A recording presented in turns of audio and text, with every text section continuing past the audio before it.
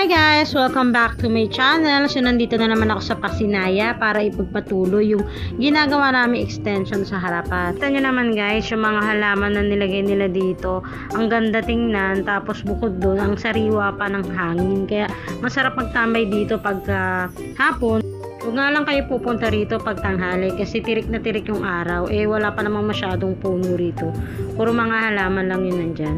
Pero kasi nandito kami para kumuha ng gate pass kasi bibili kami ng mga additional na materyales gagamitin namin dun sa extension. So, ayan yung carpentero namin. Nagsusulat na siya ng mga kailangan. Ito nga naman pala yung simbahan na pinapatayo dito sa Pasinaya. Hindi pa siya ayos pero malapit na rin niya matapos. 1 hour later. So, nandito na naman kami sa hardware para bumili ng mga additional materials para sa gagawin naming extension. So, halos kilala ko na yung mga tindera dito kasi halos dito naman kami palaging bumibili ng mga kailangan namin na gamit para sa pagpapagawa ng bahay. So, nandito yung tambak namin sa likod. Ayan, yung tambak dito, hindi pa nalalagay yung bubong. Pero, bumili na ako ng bubong. Ipapalagay ko na yung kay Marvin bukas. Ito naman si Marvin. Ang progress sa gawa niya. Ayan. Malapit niya na lagyan ng pader itong gilid. Pati dito. Ayan. Kaya lang, pagbawasan ko ng hollow blocks ito kasi masyado siya mataas. Diba? Kapag nagtindahan ka, mahirapan yung yung bibili sa'yo kasi sobrang taas. Hindi makikita yung paninda mo. Diba kaya Marvin? Kaya babawasan ko yan.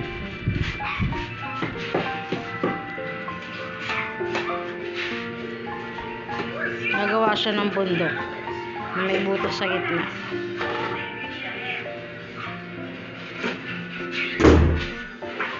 Tingnan naman natin ang ganap dito sa taas guys. So as you can see guys, andito si Popoy. Naglalaro po siya. Si Nanay, naghahanap ng charger. Yan. At ito naman ang mga batang makukulit. Si Bayoy at si Pisaw. Puro mga tulog guys. Yan, si Nanay nag-down na 50,000 pesos sa pagsinag. Ba't ka nag-down agad, mother? Para hindi siya pulutin sa kangkungan. Diba? Later. Ito na ang development chart sa ginagawa ni Kuya Marvin.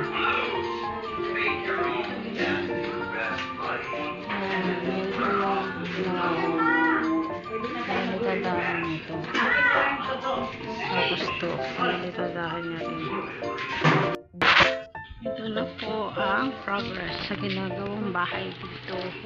So, meron na siyang bubong at late pa paano meron na siyang pader. So, yan. Ito naman si Nanay. Ito naman, nilagyan niya na extension to. Electric pan. Electric pan pa kayo. Ha? Sira na? Sira na raw. Ba't magkakape ka, mother? Ang pagiginawa ko. The next day. Ayan, si Popoy po. Abalang-abala sa pagsiselfone. Hi, Popoy. Ano masasabi mo sa Pasinaya? At wala po siyang masabi. Ito po, tulog na po yung dalawa kong pamangkin, si Pisaw at si Bayoyo. Yan, antok na antok po sila. Tulog pa po sila. A few moments later.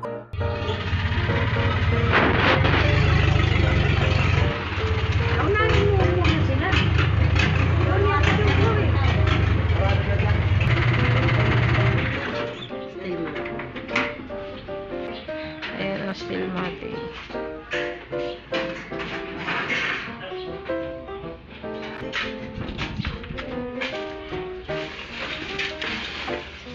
Sige.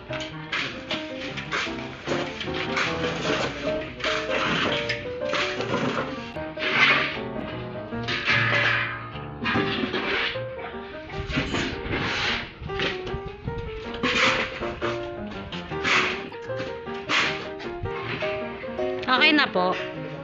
Salamat.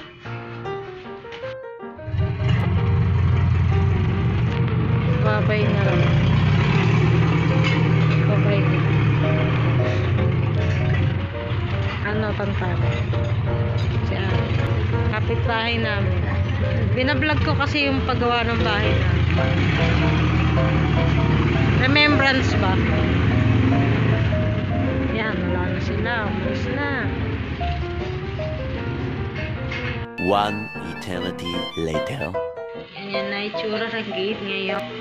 Yan na itsura ng gate, guys.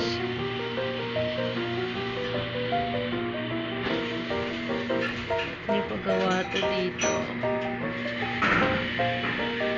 Yan. Ito na po ang hindi natapos na gawa kasi kinapos kami ng hollow blocks. So, yan lang muna yung nailagay ni Marvin. Ilagyan niya ng steel matting muna. Habang wala pang budget. Kasya ba rito yung susi? So, ito na nga guys, yung pinakahuling nagawa para sa araw na to. As you can see, meron na extension sa harap. Although hindi pa naman siya napapapinish, medyo okay na rin naman siyang tingnan for me. Then, yung mga bakal naman na nasa pintuan dati, ginawa ko na lang gate para hindi na ako masyadong gumastos. That's it for today. Thanks for watching.